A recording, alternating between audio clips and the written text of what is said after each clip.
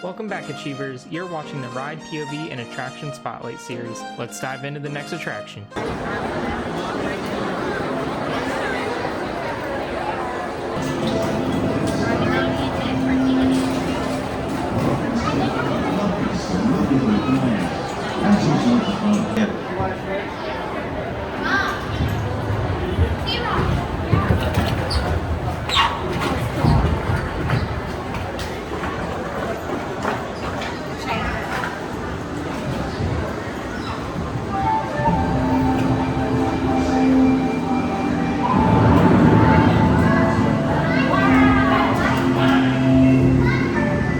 Welcome to a voyage of discovery and awareness of the richness, the diversity, and often surprising nature of living with the land. Our journey begins as dramatic and sudden changes are sweeping over the land. The approaching storm may seem violent and destructive to us, but to nature, it's a new beginning in the cycle of life.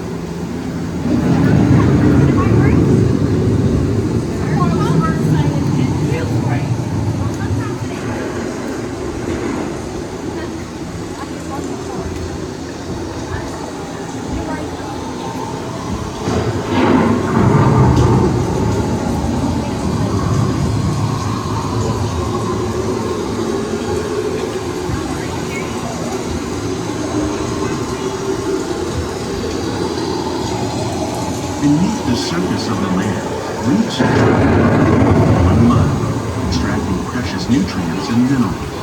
These elements, when combined with sunlight, create the diverse living systems of our planet.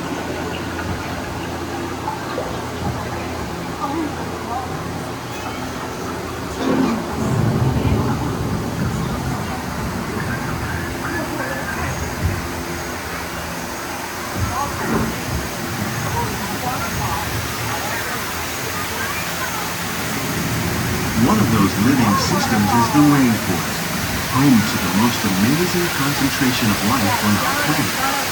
These dense and beautiful forests cover only a tiny portion of the Earth's surface, but they contain more than half of its plant and animal species.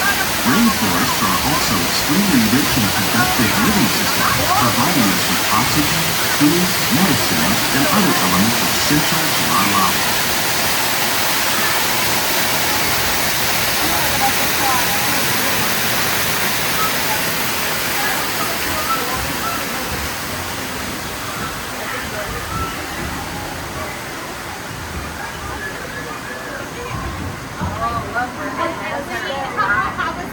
In the desert, nature has created a very different, but no less beautiful living system.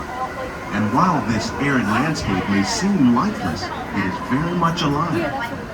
The plants and animals that have learned to survive in these harsh conditions make use of what little water they can find and avoid the scorching rays of the relentless sun. The American prairie once appeared as desolate as the desert, but over time, rainwater and nutrients gradually penetrated the hard surface of this land. Even the hooves of the mighty buffalo helped create the rich soil that would one day become home to the American farm.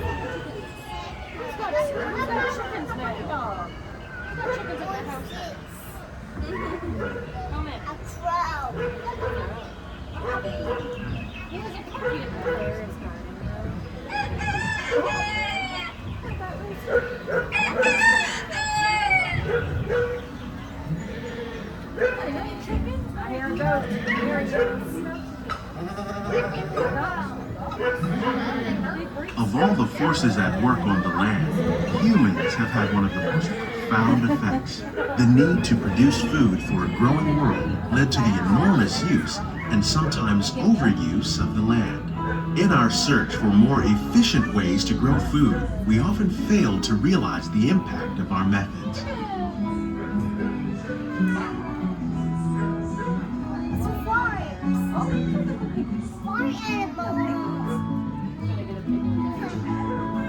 Today, we're learning to live with the land, discovering better ways to grow food that will assure both human and environmental well-being.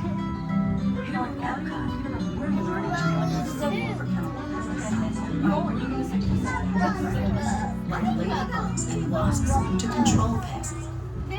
In the farmlands across America, we're learning that by plowing under vegetation containing natural fertilizers, we can enrich the soil without the use of chemicals.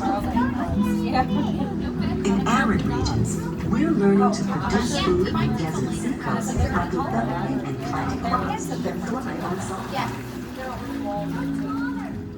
In Japan, we're learning that by mixing leaves and other living materials into our soil, we can make farmland more fertile without the use of chemicals. Here at EPCOT, we're learning to reduce the need for fertilizers.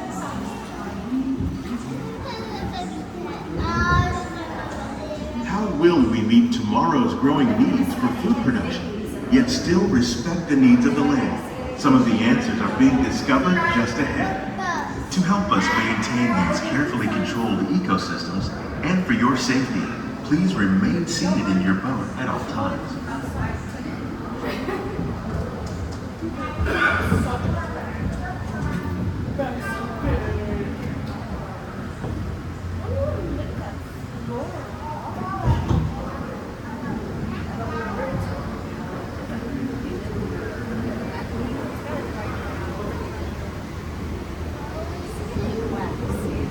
Welcome to our living laboratory, where scientists from EPCOT and the U.S. Department of Agriculture are exploring innovative ways to produce bountiful harvests now and into the future.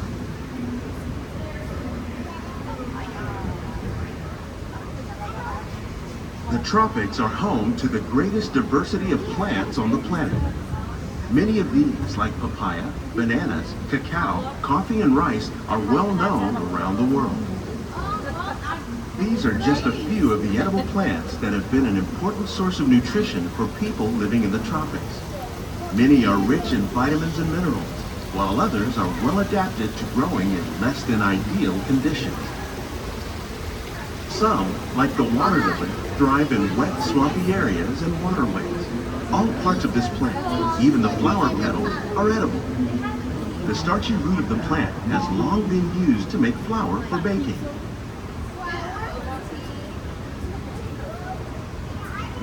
One day, many of these lesser-known tropical plants may be as important as the bananas growing on both sides of the boat.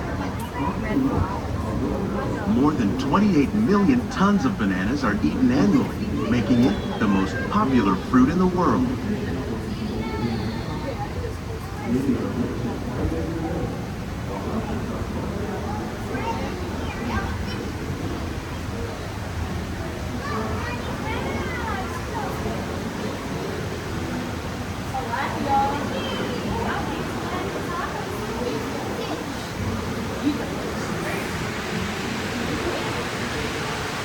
When we mention farming, you probably don't think of fish, but fish farming, or aquaculture, accounts for nearly half of all the seafood consumed globally.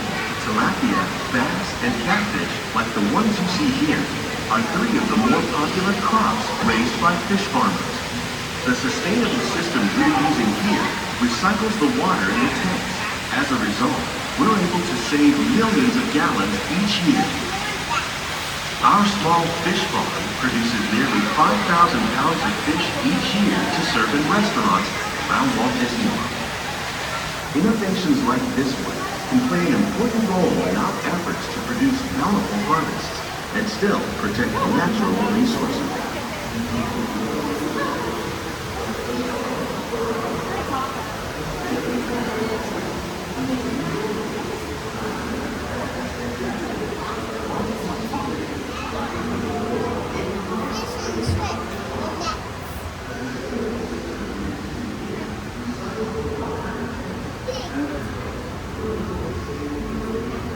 While there are more than 50,000 edible plant species in the world, most of us are only familiar with the handful that make up our everyday diet.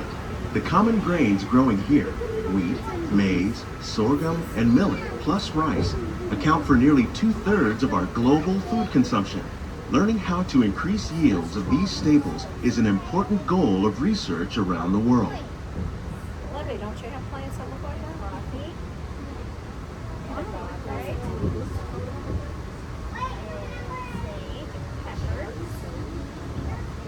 These plants are definitely on their way up. Innovative growing techniques like these increase yields while more efficiently using resources like water, fertilizer, and pesticides. Another innovation at work here is our integrated pest management program. By populating our greenhouses with beneficial insects that prey on harmful pests, like aphids and flies, we are significantly reducing our reliance on conventional pesticides. We're growing these crops using our nutrient film system. This technique precisely controls and recycles water and nutrients. With it, we can produce over 27,000 heads of lettuce a year in this one small area. The white were usually slightly sweeter.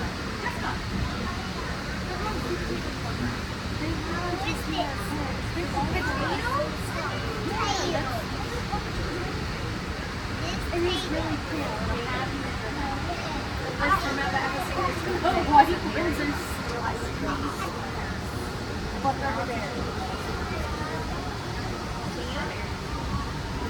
They don't know where the most beautiful is. Oh, there. The last. Look at those little tomatoes, scarlet on the other side. You grow. You like it.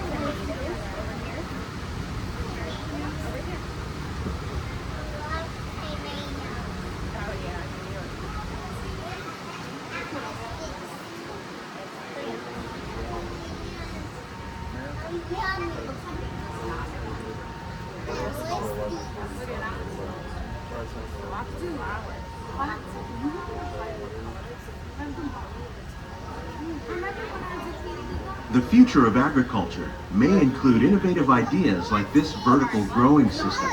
Plants grown in this way use a fraction of the space required by traditional growing methods. That saves water and increases production. The aquaponics system on your left combines hydroponics with aquaculture. The fish provide a natural source of fertilizer for the plants, and the plants help keep the water clean for the fish. It's another great way to produce more while using less. In our lab, EPCOT scientists are working with the U.S. Department of Agriculture on a number of innovative projects. The goal of these efforts is to produce higher yielding and better quality plants.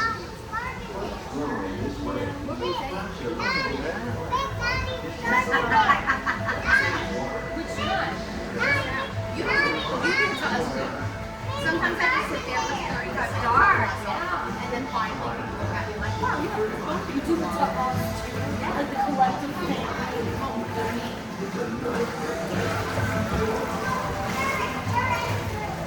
I really met me and mom because mom knows a lot. Oh no, mom knows 2% of us. I heard that.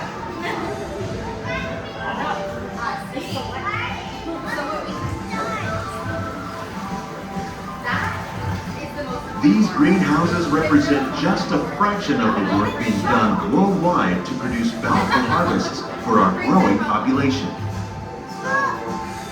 Scientists, farmers, and even backyard gardeners are doing their part to improve the quantity and quality of foods that we all rely upon.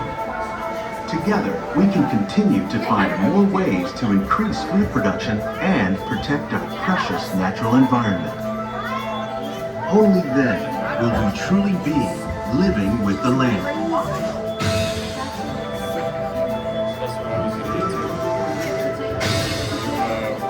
On behalf of Walt Disney World, we hope you've enjoyed this unique journey through our living laboratories. If you'd like a closer look, then check out the Behind the Scenes walking tour. It's a chance for the whole family to get up close and personal with the plants and growing techniques in our laboratories.